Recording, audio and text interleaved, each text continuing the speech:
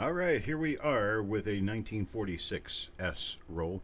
Hopefully we can find a 46S over D, some ball serif mint marks, maybe some RPMs, double die or two.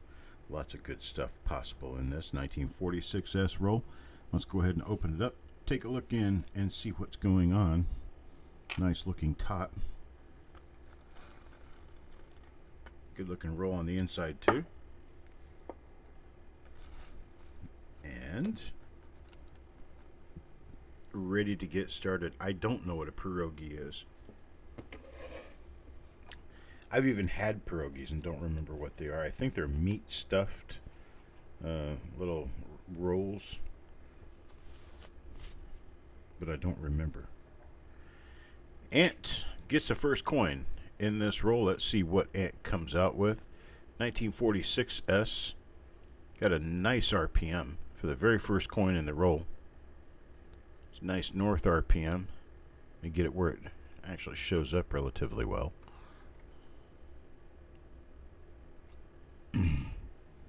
And there we go. There it is. Noodles stuffed with potatoes and cheese. Potatoes, okay. Would you look at that? Beautiful. RPM first coin out of the 1946S roll. And let me get this focused down a little bit.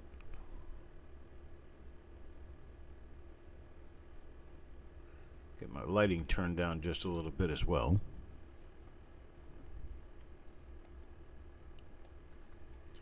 And then we keep moving. What do we find on this 1946S other than an RPM? You know, nothing else on the obverse. Let's check the reverse real quick. I'm going to check the first 10 coins in this roll on the reverse. I'm going to leave the rest up to Eric to discover. See if there's anything there.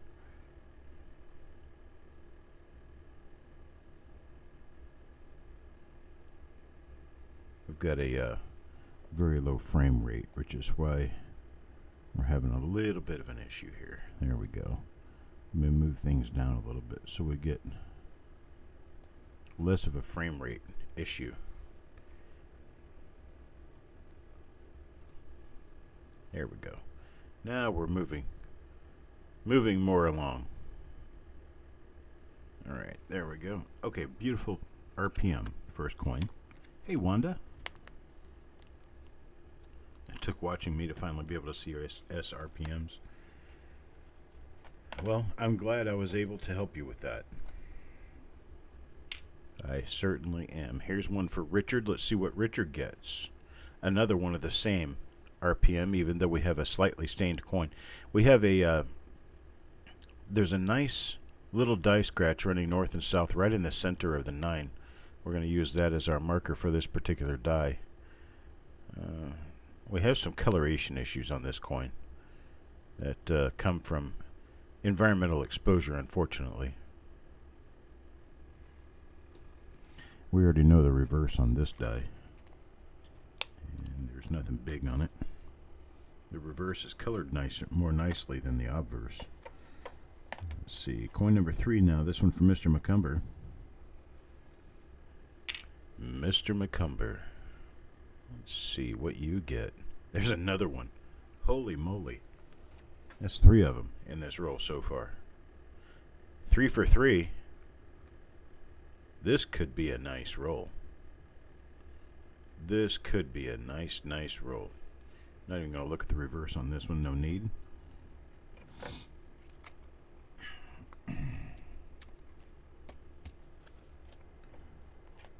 For some reason, the first time I looked at it, I thought Wanda called Dan McCumber. I thought she called him Dirty Dan.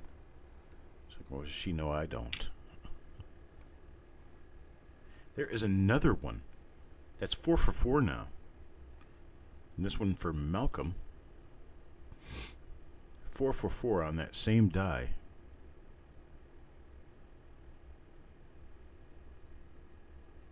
Beautiful. Nice. Hello, Mr. McNear. It's got a few little spots on the reverse, but the obverse is pretty nice. Now number 5. This one goes to Taco John. Let's see what Taco gets. Is it? It's not. It's not the same. Okay. So this one is a sans serif mint mark. The other one was on the serif mint mark.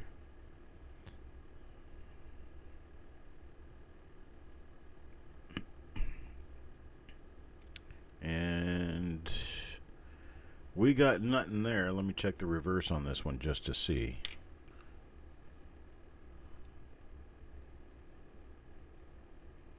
Wow, what a weakly struck coin. Weak strike on this one. Kind of typical for 1946S. In fact, it's typical for the S mint marks in the 40s altogether. I didn't see a clash. I just saw a really kind of hefty amount of lack of strike is what I was looking at. Let's go with Stan's coin here. If I can find it. There it is. Okay, we have another sans serif. No serif on the S. No eyelid. Do we have any other doubling? Nothing else on the obverse here. This is another lightly struck coin. Kind of baggy and got some marks on it too. That's not good.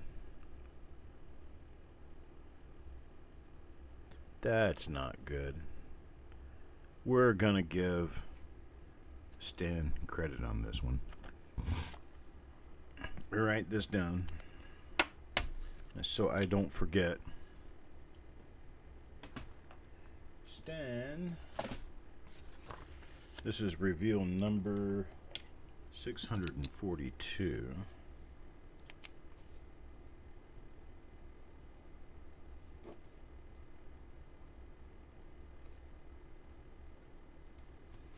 Okay, I got a list started. I think I'm going to need it. Here's one for Carl. Let's see what Carl ends up with here. Okay, another sans serif mint mark. These could have been sorted by mint mark style. It's odd that you get so many of one style in a row and then so many of another style in a row.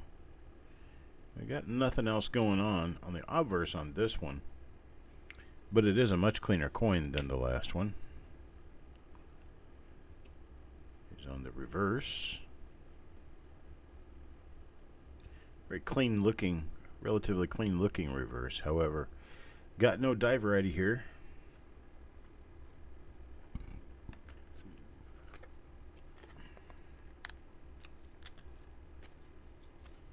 Hey, Doug. Here's Doug, a farm dog. Oof. This one's kind of icky too. Let's see if it has anything on it. Okay, that is another serif mint mark. It's a lightly punched serif mint mark. And we got some black spotting on this. Let's see what we got over here. I know it's probably just as, yeah, this is just as bad. It's pretty nasty. So we're going to issue full credit on this one too to Dave Coleman.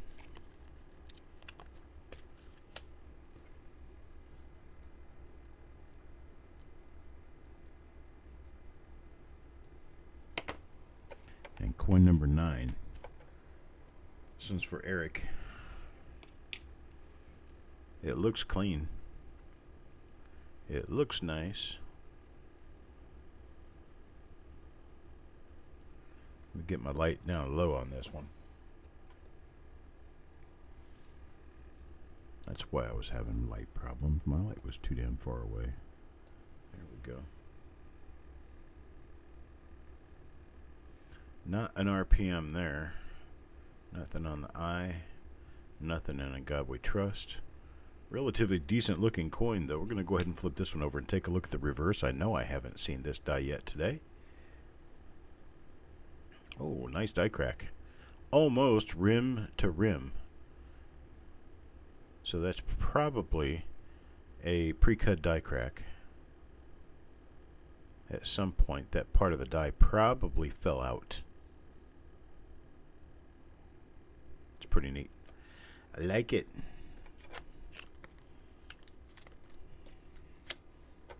Now number 10. Number 10 goes to Paul Hampton. Mr. Hapmerton. There's one time I wrote his name on the flip inserts back when I was writing these by hand. And it turns out that I spelled his name wrong. No, it wasn't by hand. I was typing. That's right. That's why it came out so bad. But his name was suddenly spelled Hapmton. So I came up with a little joke and called him Mr. Hapmerton. Late die state reverse. Doesn't show us any doubling.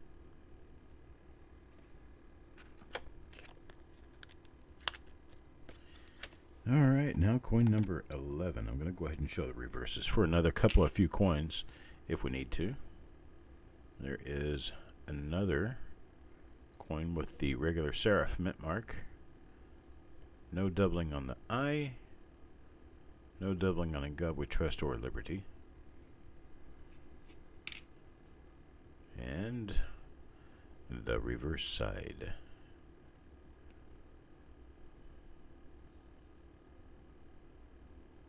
Okay, got nothing there. Moving right along. Coin number 12. Carl. Let's see if Carl jumps on anything. Oh, there we go. There's a nice little RPM. This is a sans serif RPM. Pretty nice looking. Well, look at the upper serif on that. Actually, both serifs are pretty nicely defined. Nice. Pretty nice there. I like that one. Second different RPM for the roll. Another listable one. God, look at all those die scratches. There's a lot of die scratching going on there. We haven't seen the reverse on this yet, so let's take a look at it. Weak strike. You don't even have a complete O in one. That is a strike issue. Probably America is real weak too. Yep, it is. But it is a nice RPM. Coin number 12. Now let's look at coin number 13. JJ Addict. And what does JJ get? Well, it is a yet another different sans serif RPM. You can see it right up in here where there's a split in the center, and then the serif is split as well. It's not as well defined as the last one we found, but it is an RPM. It will get listed. It will be on copper coins if it's not already. This one is a late die state example. And we haven't seen the reverse on this yet, so let's take a look at it. 46S, not really famous for any double die reverse coins. So if we find any here, it's going to be new. Or likely new. Alright. Another RPM. Now number 14. Number 14 goes to Eric Beyer. And let's see what we got here. Looks like not an RPM, but we do have a, this looks like an early die state example of not an RPM. But yeah, we can get nice coins, but we can't necessarily make them be anything we want them to be. They just kind of are what they are. But that is a nice earlier die state coin. Let's take a look at the reverse. Reverse is still LDS. So this is one where the obverse die was changed out and the reverse die was left alone. So you have a relatively fresh new obverse die and you have an old used up reverse die. It does happen. It's not common, but it does happen. No, these aren't grease-filled dirty water. They're actually weak strikes. Paul Hampton. Let's see what Paul gets. that is a double die. That is a Class 6 double die right there. Let's look over here. Yep, we've got the shape on the outer side of the lettering to match up to a Class 6 double die. So this is a Class 6 double die obverse.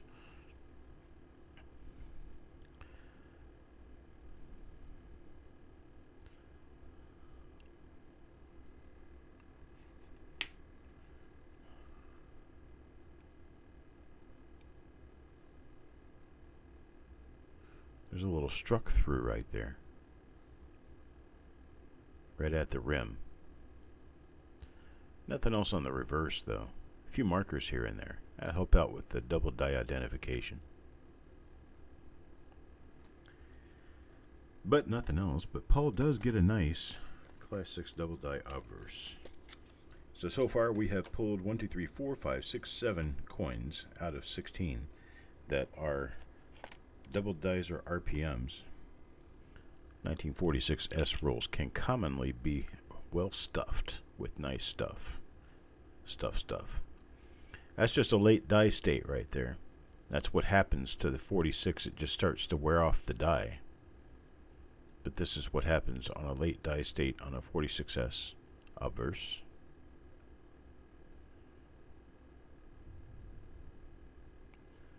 Not much and nothing good. I'm hearing lightning and thunder again, so we may actually get another storm through the area, which, well, we don't really need it at all. The road just down from my house was closed yesterday because of high water over the road. Been getting some flooding issues. Down in southern North Carolina, around where Mickey lives, been getting a lot of rain. Debbie brought in a whole bunch of rain, nearly a foot probably of rain there, filling up most of the yards, ditches, fields, other things like that. Don't know of any real serious problems except damage to crops.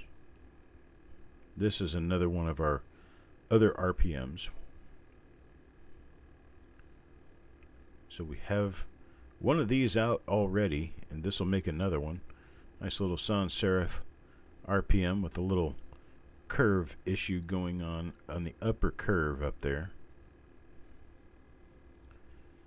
So there is that. The weak strikes come from not slamming the die down enough on the coin when the coin is minted to fill in all of the device crevices, all of the design crevices. And if you'll notice, all of the parts that are not filled in all the way are just exactly opposite things that stand way high on the other side of the coin. So that's where we end up with issues. If I find another one, I'll explain it and show it to you.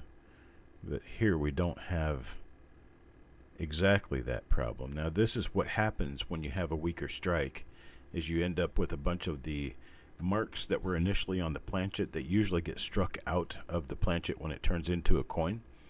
And this area was not struck very well. And it's because it's one of the highest areas on the coin. That's the part that fills in last when you strike a coin, are the highest areas. As we turn it over, if it's going to be a weak strike, you're also going to be missing part of the top of the O of 1. And the reason for that is this area right here is just opposite that shoulder area I just showed you. So it has a lot to fill on the obverse, and so the reverse doesn't get filled up all the way. And what is exactly opposite this area? This is actually die wear right here. That's nasty die wear, but what's just opposite this area is the ear in the center of the head, where it's also high relief and takes a lot of strike to get it filled in. This isn't exactly a weak strike, it's just not a really strong one. There's some die damage right there, where the rim kind of disappeared, and part of the upper wheat disappeared as well. That's caused by abrasion. Somebody sanded that down on the die, removing the deepest recesses on the coin, which were the highest areas of the die, near the rim. But this one is for coins and ghouls. Now number 19. Eric Beyer. Eric gets... What does Eric get? He gets another one of those nice little RPMs. This is another one of the sans serif RPMs. You can see it there in the center of the mint mark. You can see it on the upper and lower serifs as well. This has got a lot of die scratching over on the field on the left side. That's one of my big markers for this. There's just a lot of die scratches there. Look at that. There's a ton of die scratches going on.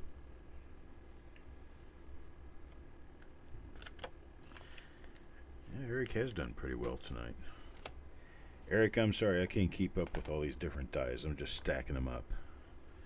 You have to separate them when you get back under the scope, but I'm at least pulling all of them.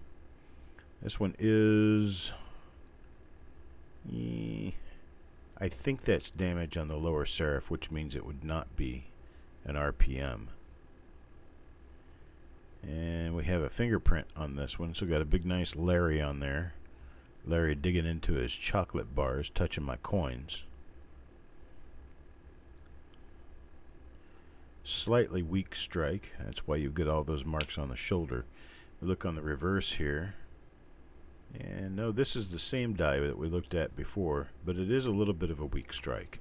That's why you're missing the upper part of the O in 1, because it's just opposite the shoulder we just looked at.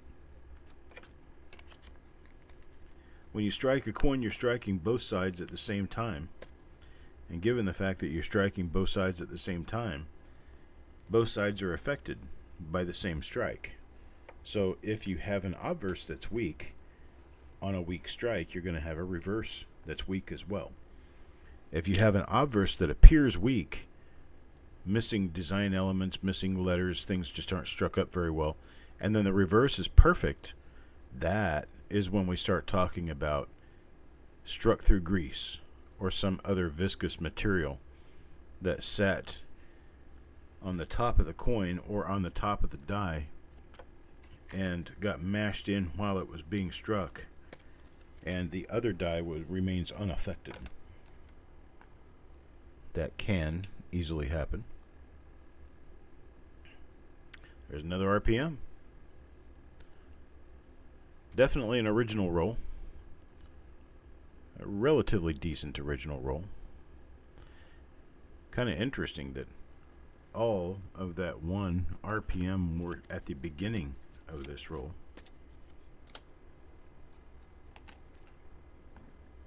Here's one for Mickey. I haven't seen another one of those yet.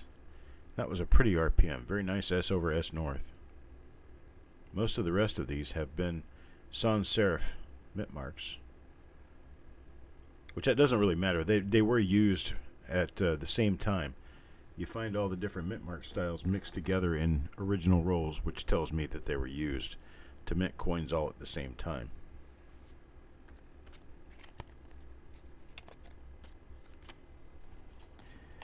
Number 24 now, Joshua. Let's see what we got for Josh. At least we're back to the serif mint marks. Maybe we'll find something. Who knows? I certainly don't. Have not been through the roll, so I can't tell you what's in here.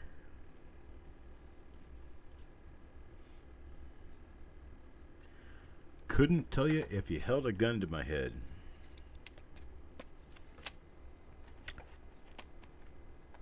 I have to go through it before I know what's in it.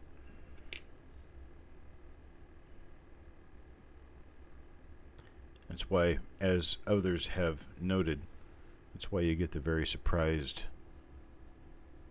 and shocked responses from me when we find a very nice double die or RPM or something, an OMM in one of my rolls.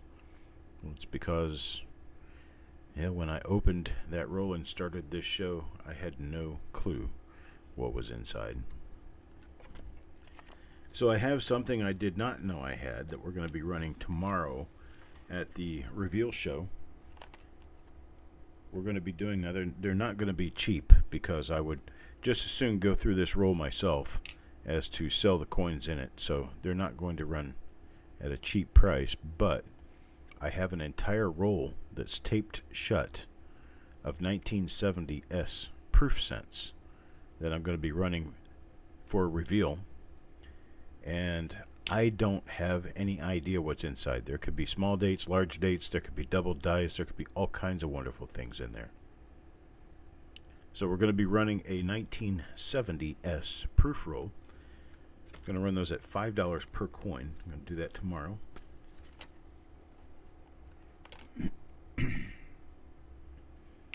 With the expectation that there could very easily be some very nice double dice in that roll. It might be an RPM, but I kind of doubt it. Looks like a hit on the bottom end of the mint mark. Slightly later dice date here. A little bit of extra die wear going on. Big giant spot. I don't like spots. That one's for JJ Addict. Yeah, we can't sell these until tomorrow, but just so you know, they're going to be out there. I'm also going to be picking a couple of really old nickel rolls to do. They're going to be, there's going to be one anyway, be a wartime nickel roll. BU, full BU original roll of wartime nickels. Be looking for those giant RPMs, really nice looking RPMs on most of those.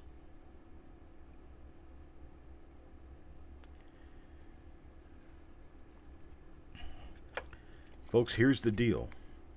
I'm in need of generating some quick income. We have had a plethora of problems lately that have cost us dearly, and I'm trying to regain our bank account. We had there's another RPM for you right there. That's a pretty nice one. It's a sans serif. It's an S over S West. Like that. We had a air conditioning issue that cost $1,200 to fix. And then we also had to have our septic pumped. And having septic pumped is not cheap. That was almost $500. So I need to sell some stuff. Wow, look at how early that die state is right there. That's a very early die state Lincoln sent right there. Very early die state. There is no die wear. There's a bunch of die scratches on this, but there's no die wear at all. Very nice. So, in fact, this is probably a proof-like coin, which I'll find out when I pick it back up after we look at it.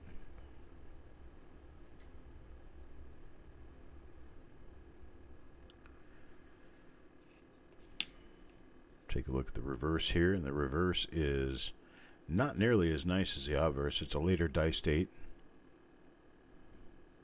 Late mid die state to late die state here.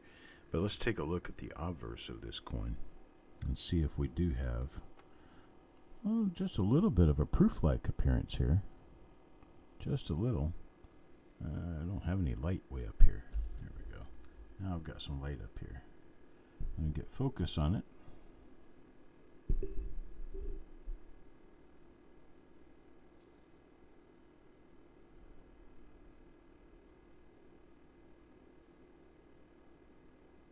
Come on, focus. Focus. It's not going to focus, but it is a pretty coin. So that is a Coins and Ghouls coin. Reverse has a couple little marks on it, but the obverse is just beautiful. Really nice looking guy. All right, here we go. Eric Beyer. Next coin in the roll. And what do we have here? Yeah. Not much as I actually see it.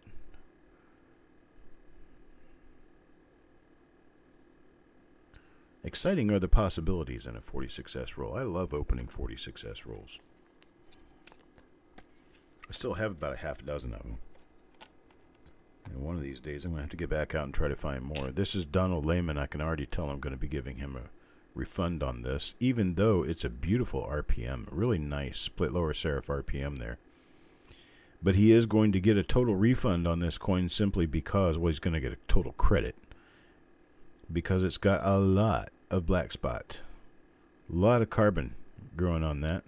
In fact, there's a nice little mineral sample there. It looks like little crystals growing on it. So, yeah, we've got a nice RPM for Don Lehman, but he's going to get a refund on this one because it's an ugly coin.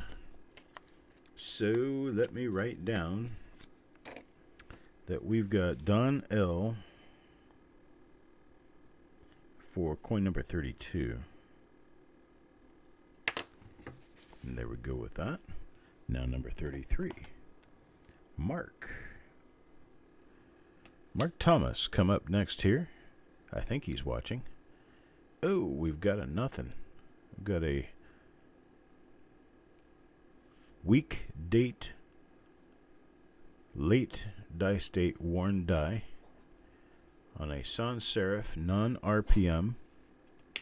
As a relatively decent looking coin when you look at it overall, but when you get it up close, it's nothing special. Nothing special here.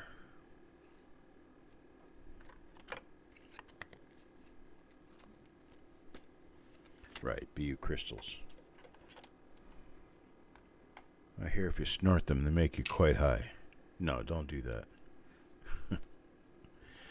Another one with a weak date. Kind of weak around the gills. And probably not a double die reverse either, but I try to give it a chance where I can. This one is no prettier on the reverse than it is on the obverse, but it's not a bad coin. It's just not a great one. All right, number 35 for Carl. It looks like we're going to get done with this one just about time to start at about 5 minutes after 8 on the next and last roll for the evening.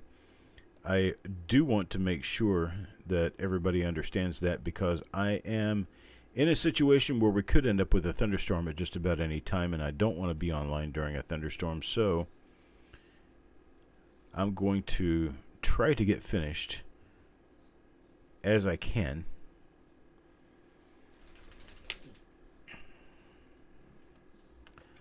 Another coin there for Carl. Now number 36. So I will be going straight from this show into the next show, which I believe is a 52D original bank wrapped roll. I believe that's what the next one is. Here's another one of our RPMs. So a little bit of redemption. Get one of our decent sans serif RPMs out of this roll. That is for Sureg.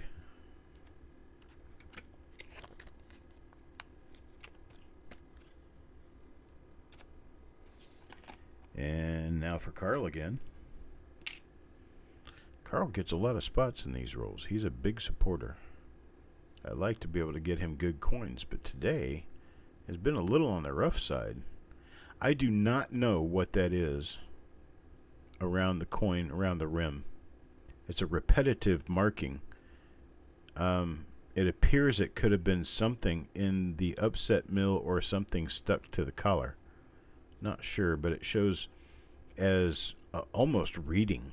It's kind of weird. Don't know what that is. See, there's things I don't know.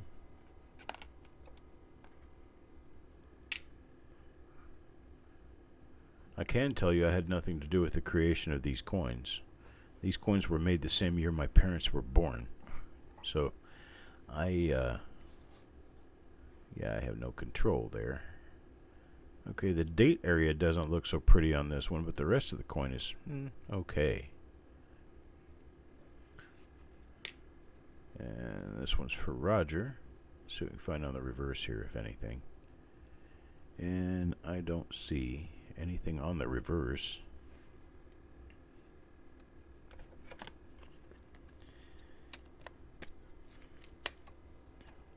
So I am considering the possibility of opening up a little bit of time. Hey, there's another one. Another RPM, not the same one. It's a different RPM, but it still is an RPM. Considering the possibility of opening up some time to do some voiceover work, I've been told that I should be doing that. And I guess, well, okay. Maybe we can try it. But I'm going to need some help from some of my people here to listen to what I do as a recording and then give me feedback, honest and critical feedback on it, so I can improve before I actually try to secure a job of some sort doing this. There are a number of places that offer little jobs. You can get, $10 or $20 for reading a couple of sentences or something like that, and I'm kind of considering that possibility. I've had people for a long time call me like the Bob Ross of coins because I have one of those voices that I guess is kind of soothing. And so then I hear the other night somebody mention again, and I get this once in a great while, not all the time, but someone mentioned that I should be doing ghost stories. There you go. There's a RPM serif right there. That's the lower serif on a nice 1946 S, and I think we might have seen this die before and I missed it. So Eric will have to take a good close look through these and make sure that we didn't miss another example of this particular RPM. I'm sure we did, because I remember seeing those die scratches on the RT. So there is at least one other copy of this RPM in there.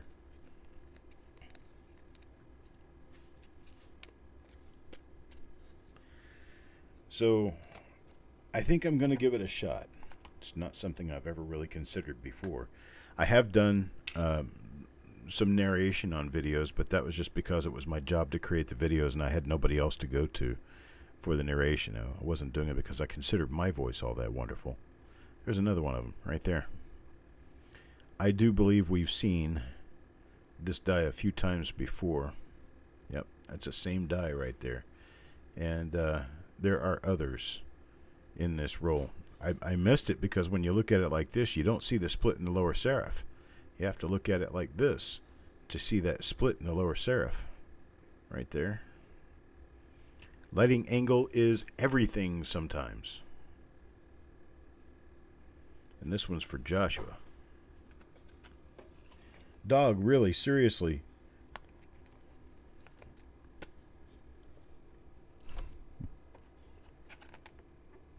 My puppy loves me. I think that's what he's trying to tell me. All right, number 43. Number 43. Nice earlier die state coin, but it doesn't appear to be an RPM. And there's a little nub on the eye. Oh, there is. Wait a minute. What is this? Come on. B1. B1, B1, B1. We need something more. Oh, yeah. Yeah. That's a good one. Yep. That's a. It's not an RPM, but it is a double eyelid.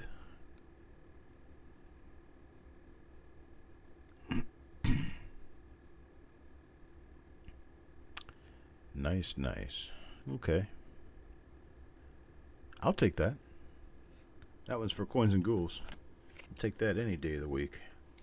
It's better than nothing. It's better than a sharp stick in the eye. Alright, for Farm Dog. Let's see what we have here for Farm Dog. Well, we got another sans serif S. Is it? Not. I don't think so. Got nothing here.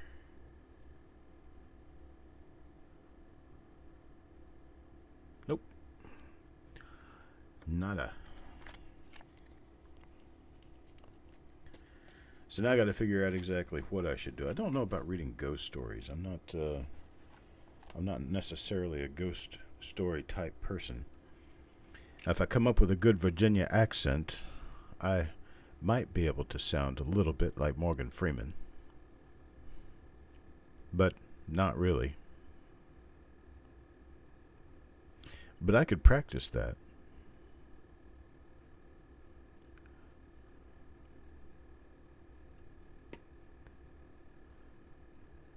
I have a Paul Harvey that's not necessarily right on the mark, but with the right kind of pauses, you can tell a story pretty well. Oh, thank you, Wanda.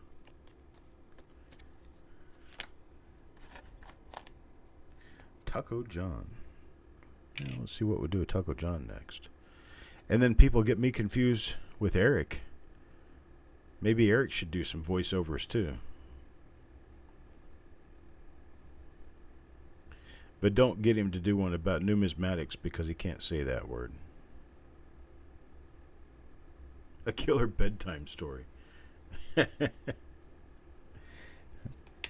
And Sherm, he almost doesn't really snore at will. It just kind of comes over him. It's like a wave.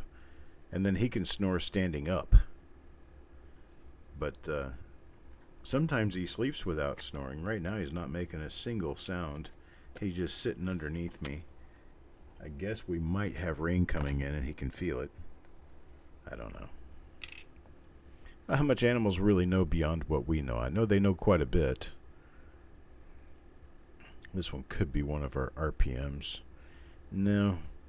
It's got a beat up lower serif, but I don't see any edges on it that indicate that it was doubled before it was beat to hell. So, yeah, I'm kind of done with that idea. Yeah, this one has the die scratches right under the T. It's not the same. Classic books? What do you mean, I don't think we sound anything alike either. I mean, we don't have the same... My voice is a little different from his, and he has a very Michigan accent, and I don't. If anything, I have more of a southern accent than he does. But not all the time. I'm a kind of a caterpillar. I'm kind of a... Well, not caterpillar. What was I trying to say? A chameleon. I'm kind of a chameleon with my accent. Just depends on what I'm doing, where I am, and what I'm around.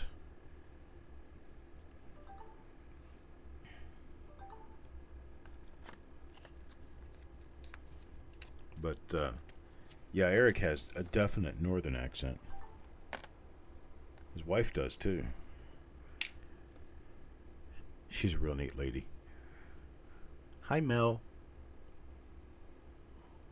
Look at that. Very interesting spot to put a stripe of color. It looks like he's sniffing something. Or he's got a... That's a... Oh, what's his name? I'll think of it eventually. Salvador Dali. It's a Dali mustache right there.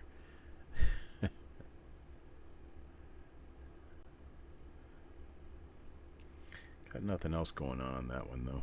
That one's for Mr. Dave.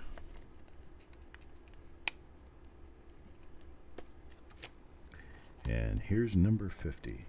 Sureg. Yeah, you people ought to hear me when I... There is another RPM right there. It's another one like Mickey's.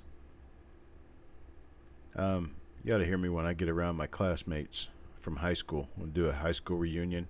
We do those about every 5 years. When I get around them, I turn into the most glorious hick you would ever want to see. Because I start talking like a southerner again. And I've actually got a pretty decent southern accent because it's kind of normal for me.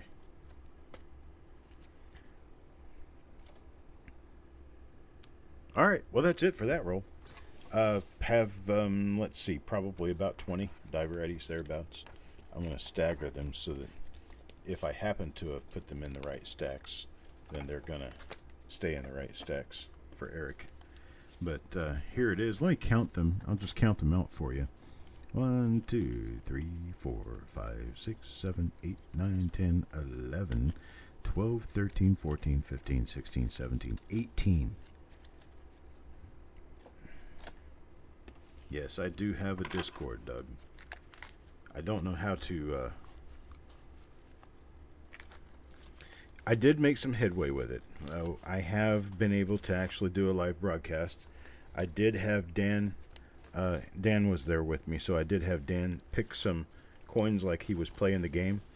And I think he went through 4 or 5 selections prior to making a mistake. And It was, probably 45 seconds to a minute. Because we were indeed live with one another. So, let me swap over to the next broadcast, and I'll come back and we'll talk more about it. But let's meet back up in like 2 or 3 minutes in the next stream. That'll be reveal number 643. I'll see you then.